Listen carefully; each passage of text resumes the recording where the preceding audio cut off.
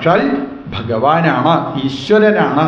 പാദയോ അരവിന്ദം ച, ഭഗവാൻ തൻ്റെ പാദങ്ങളിലുള്ള ചിഹ്നങ്ങളൊക്കെ കാണിച്ചു കൊടുത്തു അത്രേ. അതാണ് ഭഗവാന്റെ ആ പാദങ്ങളിൽ 10 തരത്തിലുള്ള ചിഹ്നങ്ങളാണ്. സഞ്ചിന്തയത് ഭഗവതശ്ചരണാരവിന്ദം വജ്രാങ്കുശധ്വജ സരോരുഹരാഞ്ജനാഢ്യം ഉത്തുംഗരക്തവിലസൻ നഖ ചക്രവാളജ്യോത്സ്നാഭിരാഹത മഹൃദയാന്ധകാരം. 10 തരത്തിലുള്ള ചിഹ്നങ്ങൾ അങ്ങനെ കണ്ടതോടുകൂടി ഭഗവാനെ സ്തുതിക്കുന്നത് പോലെ ഈ സ്തുതിക്കുന്ന ആൾക്കാര് സ്തുതിച്ചു. അപ്പോഴേക്കും കുറച്ച് പ്രജകളൊക്കെ വന്നതാ പറഞ്ഞു, അതേ ഭഗവാനെ, മഹാരാജാവേ, ഞങ്ങൾക്കിതാ ഇപ്പോൾ സ്തുതിക്കണം എന്നൊന്നുമല്ല ആഗ്രഹം. അങ്ങയുടെ കാരണവരായിരിക്കുന്ന വേനൻ്റെ ഭരണം കൊണ്ട് ഞങ്ങൾ ശരിക്ക് ഭക്ഷണം തന്നെ കഴിച്ചിട്ട് കുറേ കാലമായി, അല്ലേ, അനവധി കാലമായി ഭക്ഷണം കഴിച്ചിട്ട്. കരഹാരോഹമത്തി, ഒരു വൃക്ഷത്തിൻ്റെ നേരെ മുകളിൽ ഒരു പൊത്തുണ്ടായിക്കഴിഞ്ഞാൽ ആ വൃക്ഷം എങ്ങനെയാണോ ഇല്ലാതാവുന്നത്, ഇതേപോലെ ഞങ്ങളുടെ വയറിൻ്റെ ഉള്ളിലേക്ക് ഭക്ഷണം കൊടുത്തിട്ട് കുറേ കാലമായി. അതുകൊണ്ട് ഞങ്ങൾക്കിപ്പോൾ അങ്ങയെ സ്തുതിക്കണം എന്നല്ല തോന്നുന്നത്, ഞങ്ങൾക്ക് വിശപ്പ് മാറാൻ വേണ്ടിയിട്ട് എന്തെങ്കിലും അങ്ങ് ചെയ്യുമോ പറഞ്ഞു. അപ്പോൾ ഭൂമിദേവിയാണ് നമുക്ക് ഭക്ഷണം തരേണ്ടത്. അപ്പം എന്തുകൊണ്ടാണ് ഭൂമി ഭക്ഷണം തരാത്തത് എന്ന് വിചാരിച്ച് കയ്യിലേക്ക് വാളെടുത്ത് ആ പൃഥുമഹാരാജാവ് ഭൂമിയോട് യുദ്ധം ചെയ്യാനായിട്ട് പുറപ്പെട്ടു. അപ്പോൾ ഭൂമിദേവി ഒരു പശുവിൻ്റെ സ്വരൂപം സ്വീകരിച്ച് ഓടിപ്പോയി. പിന്നാലെ മഹാരാജാവും പൃഥുമഹാരാജാവും ഓടി വന്നു. വസുധേ ത്വാം വധിഷ്യാമി മച്ചാസനപരാമുഖ്യം, നീ പശുവിൻ്റെ സ്വരൂപം സ്വീകരിച്ച് എങ്ങോട്ട് ഓടിക്കഴിഞ്ഞാലും എൻ്റെ ശാസനയ്ക്ക് വിരുദ്ധമായിട്ട് നീ നടത്തുന്നുണ്ട് എന്ന് മനസ്സിലായാൽ എൻ്റെ കയ്യിലുള്ള വാള് കൊണ്ട് നിന്നെ ഞാൻ വെട്ടിക്കൊന്ന് എൻ്റെ പ്രജകളുടെ ആ വിശപ്പിനെ ഞാനിതാ ഇല്ലാതാക്കും. അപ്പോൾ ഭൂമിദേവി, പശുവിൻ്റെ സ്വരൂപത്തിലിരിക്കുന്ന ഭൂമിദേവി പറഞ്ഞു, അഭ്യുജ്ജഹാരംഭസ അതിസൂകര.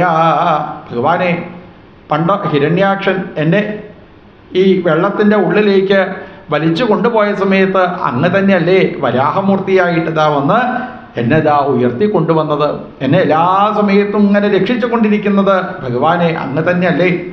പിന്നെ ഞാൻ എൻ്റെ പ്രജകൾക്ക് ഭക്ഷണം കൊടുക്കണില്ല വെച്ചാൽ അതിൻ്റെ കാരണം എന്താ ചോദിച്ചാൽ, ഇപ്പം ഈ ഭൂമിയിൽ നിന്ന് കിട്ടുന്നതായിരിക്കുന്ന വസ്തുക്കളെ കൊണ്ട് അവർ തൻ്റെ വയറ് നിറയ്ക്കണം എന്നുള്ള ഒരൊറ്റ ആഗ്രഹമേ ഉള്ളൂ ആളുകൾക്ക്. ഒന്നും ഭഗവാന്റെ മുന്നിൽ കൊണ്ടുപോയിട്ട് സമർപ്പിക്കണില്ല, അല്ലേ. പണ്ടൊക്കെ നമുക്ക് തന്നെ അറിയാലോ, നമ്മളെ വീട്ടിലൊക്കെ എന്തെങ്കിലും ഒരു കാര്യം ആദ്യമായിട്ടുണ്ടായി വിചാരിക്കുക. പച്ചക്കറിയൊക്കെ ഉണ്ടാക്കുന്ന ആൾക്കാർ പച്ചക്കറി ആദ്യം ഉണ്ടായിക്കഴിഞ്ഞാൽ എന്ത് ചെയ്യും? ആദ്യം ഉണ്ടായത് അമ്പലത്തിൽ കൊണ്ടുപോയി കൊടുക്കും, അല്ലേ. ഒരു തെങ്ങിൻ്റെ മുകളിൽ നിന്ന് ആദ്യം ഒരു നാളികേരം ഉണ്ടായിക്കഴിഞ്ഞാൽ അത് എവിടേക്ക് കൊണ്ടുപോയി കൊടുക്കും? അത് ഭഗവാൻ അഭിഷേകമാണ് എന്ന് പറഞ്ഞ് മുന്നിൽ കൊണ്ടുപോയി കൊടുക്കും. അങ്ങനെ ഈശ്വര മനോഭാവം തന്നെ അങ്ങയുടെ കാരണവന്മാരായിരിക്കുന്ന ഈ അംഗമഹാരാജാവിൻ്റെ ഒക്കെ ഭരണം കൊണ്ട്, അല്ലേ, വേനൻ്റെ ഒക്കെ ഭരണം കൊണ്ട് ഇല്ലാതായി. അതുകൊണ്ടാണ് ഞാൻ ഈ കൃഷി വിഭവങ്ങളൊന്നും ആളുകൾക്ക് കൊടുക്കാത്തത്. ഭഗവാൻ പറഞ്ഞു, നീ എന്ത് പറഞ്ഞിട്ടും കാര്യമില്ല, എൻ്റെ പ്രജകൾക്ക് വേണ്ട ഭക്ഷണം കൊടുക്കേണ്ട ഉത്തരവാദിത്വം എനിക്കുണ്ട്. അങ്ങനെ പശുവിൻ്റെ സ്വരൂപത്തിലിരിക്കുന്ന ഭൂമിയിൽ നിന്ന് ഓരോരോ വിഭാഗത്തിലുള്ള ആളുകളും അവരവർക്ക് വേണ്ടതിനെ കറന്നെടുത്തു അത്രേ.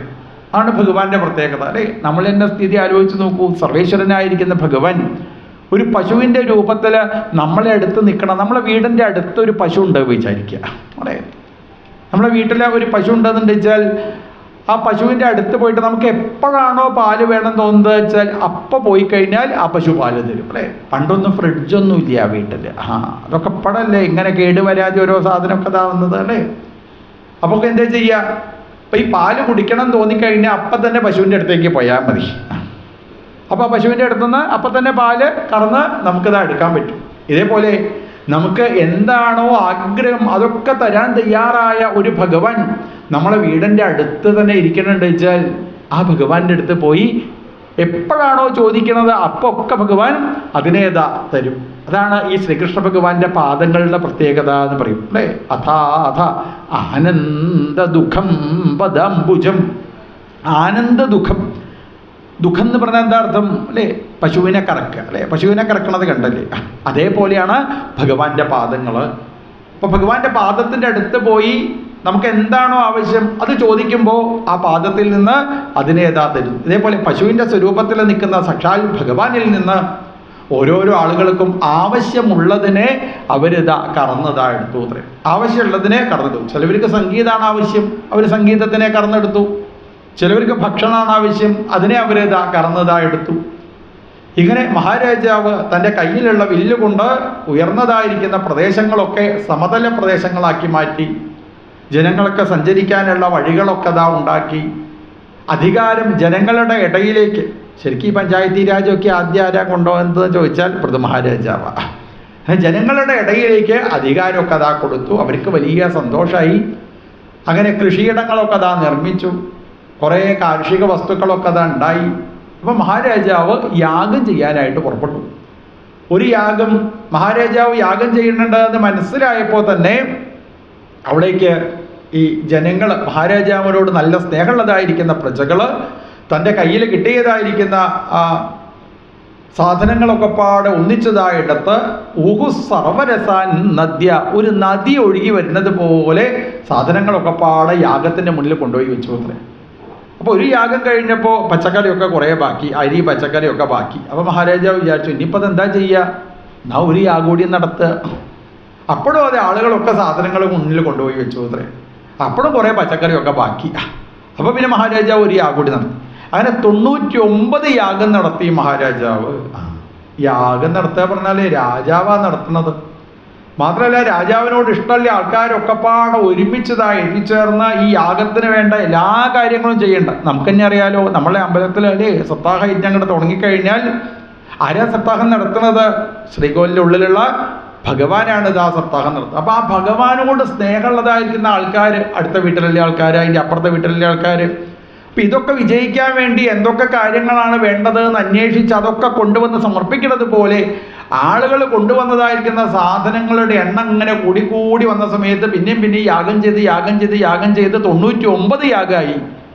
100ാമത്തെ യാഗം ചെയ്യാനായിട്ട് പുറപ്പെട്ടപ്പോൾ ഈ 100 യാഗം ഒരാൾ ചെയ്ത് കഴിഞ്ഞാൽ ഇന്ദ്രൻ ഇരിക്കുന്ന കസാലേൻ്റെ മുകളിൽ ഇരിക്കാൻ ഒരാൾക്കും കൂടി അപ്ലിക്കേഷൻ കൊടുക്കുക. അതാർക്കും ഇഷ്ടമില്ല അല്ലേ? അവനവനിരിക്കുന്ന കസാലേൻ്റെ മുകളിൽ വേറെ ആൾ വന്നിരിക്കുന്നത് ആർക്കെങ്കിലും ഇഷ്ടമുണ്ടോ? നമ്മൾ തന്നെ സ്ഥിതി ആലോചിച്ചു. നമ്മൾ തന്നെ ഇപ്പം ഇന്ന് രാവിലെ മുതൽ വൈകുന്നേരം വരെ ഓരോ കസാല ആദ്യമേ ആൾക്കാർ കണ്ടെത്തിയിട്ടുണ്ട്. ഞാൻ ഇവിടെ തന്നെ ഇരിക്കും എന്നുള്ള രീതി. ഇനിയിപ്പോൾ ഇവിടെ നിന്ന് അങ്ങോട്ട് എഴുന്നേറ്റ് വെള്ളം കുടിക്കാൻ അങ്ങോട്ട് പോയി ഇങ്ങോട്ട് വരുമ്പോഴേക്കും ഒരാളവിടെ കയറി ഇരുന്നാലുള്ള സ്ഥിതി ആലോചിച്ച് നോക്കുക. ഇതിപ്പോൾ സപ്താഹ മണ്ഡപം ആയതുകൊണ്ട് കൊടുത്തില്ല എന്നേ ഉള്ളൂ, വേറെ എവിടെയെങ്കിലും അടിച്ചിട്ടുള്ള സ്ഥിതി അല്ലേ? അപ്പം അവനവനിരിക്കുന്ന സ്ഥാനത്ത് വേറൊരാൾ കയറിയിരിക്കുന്നത് ആർക്കും ഇഷ്ടമല്ല, ഇന്ദ്രനും ഇഷ്ടമല്ല അത്രേ. അങ്ങനെ ഇന്ദ്രൻ ആ യാഗം മുടക്കാനായിട്ട് പുറപ്പെട്ടു. യാഗാശ്വത്തിനെ കട്ടുകൊണ്ടുപോയി. അപ്പോഴേക്കും യാഗം ചെയ്യുന്നതായിരിക്കുന്ന ഋത്തിക്കുകൾ മഹാരാജാവിനോട് പറഞ്ഞു, മഹാരാജാവേ, ഇന്ദ്രനാണ് ആ യാഗാശ്വത്തിനെ കട്ടുകൊണ്ടുപോകുന്നത്. ഒരു കാര്യം ചെയ്യാം, ഞങ്ങളുടെ ഈ സുർവത്തിലുള്ള നെയ്യിലേക്ക് ഇന്ദ്രനെ അങ്ങോട്ട് ആവാഹിച്ച് ഇന്ദ്രനെ ഇപ്പോൾ വേണമെന്നുണ്ടെങ്കിൽ അഗ്നിയിലേക്ക് ഞങ്ങൾ ഹോമിക്കാൻ പറഞ്ഞു. ഇന്ദ്രന് കാര്യം മനസ്സിലായി. ഇന്ദ്രൻ എന്ത് ചെയ്തു? ഇന്ദ്രൻ വേഗം ബ്രഹ്മാവ് ഇരിക്കണ കസാലേൻ്റെ കാല് പോയി പിടിച്ചു അത്രേ. ബ്രഹ്മാവിനോട് പറഞ്ഞു, ഞാനതിൽ വീണാൽ അങ്ങോട്ടേ വീഴൂ കേട്ടോ പറഞ്ഞു.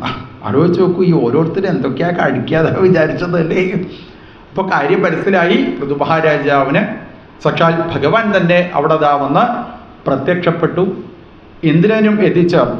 ഇന്ദ്രന് ഒരു പ്രത്യേക പേരുണ്ട്. എന്താണ് ഇന്ദ്രനൊക്കെ ഉള്ള പേര് അല്ലേ?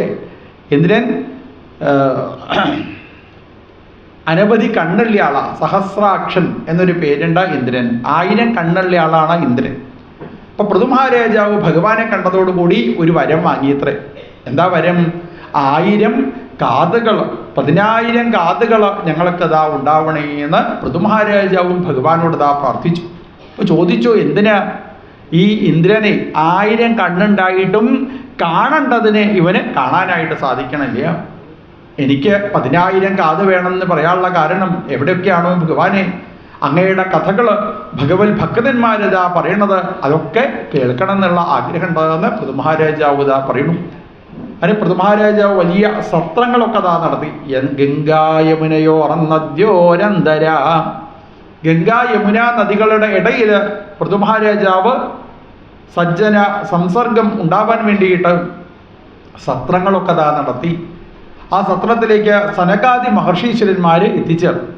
സനകാദികളെ കണ്ട ഉടനെ തന്നെ സത്രം നടത്തുന്നതായിരിക്കുന്ന ആൾക്കാർ ചോദിച്ചു, എന്താണ് നിങ്ങൾക്ക് സുഖല്ലേ ചോദിച്ചു. സുഖല്ലേ ചോദിച്ച ഉടനെ തന്നെ അവർ പറഞ്ഞു, ഞങ്ങൾ അറിയാതെ ചോദിച്ചു പോയതാണ്. അല്ല, എല്ലാ സമയത്തും ഭഗവാനെ ഉപാസിച്ചു കൊണ്ടിരിക്കുന്ന സനകാദികളെ, നിങ്ങളെപ്പോഴും സുഖമല്ലേ അനുഭവിച്ചു കൊണ്ടിരിക്കുന്നത്? ഞങ്ങൾ അറിയാതെ ചോദിച്ചു പോയത്. ഭഗവാൻ എപ്പോഴും ഉപാസിച്ചു കൊണ്ടിരിക്കുന്ന ഒരാൾക്ക് ഒരിക്കലും ദുഃഖം ഉണ്ടാവില്ല.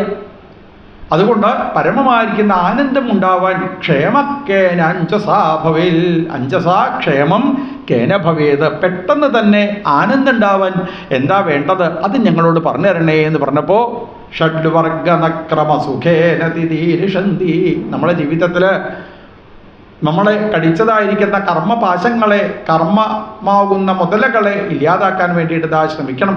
അതിനോ സാക്ഷാൽ ഭഗവാന്റെ പാദങ്ങളെ നന്നായിട്ട് ഇതാ ആശ്രയിക്കൂ. ദുഃഖപൂരിതമായിരിക്കുന്ന ഈ ലോകത്തിലാണ് നമ്മൾ താമസിക്കുന്നത്. അപ്പോൾ ദുഃഖമാകുന്ന ഈ ലോകത്തിൽ താമസിക്കുമ്പോൾ ദുഃഖം നമ്മളെ ബാധിക്കാതിരിക്കണം. അല്ലാതെ ഈ ദുഃഖമാകുന്ന ലോകത്തിൽ നിന്ന് വേറൊരു സ്ഥലത്തേക്ക് നമുക്ക് ഓടിപ്പോകാൻ പറ്റില്ല. എവിടെ പോയി കഴിഞ്ഞാലും അവിടെയും ലോകം തന്നെ, അവിടെയും ദുഃഖം തന്നെയാണ്. അപ്പോൾ എന്ത് വേണം? നമ്മൾ ആ ദുഃഖത്തിൽ നിന്ന് നമുക്കിതാ മോചനം ഉണ്ടാവണം എന്നുണ്ടെങ്കിൽ ആകപ്പാടെ ഒരേ ഒരു മാർഗ്ഗമേ ഉള്ളൂ, കൃത്തോട്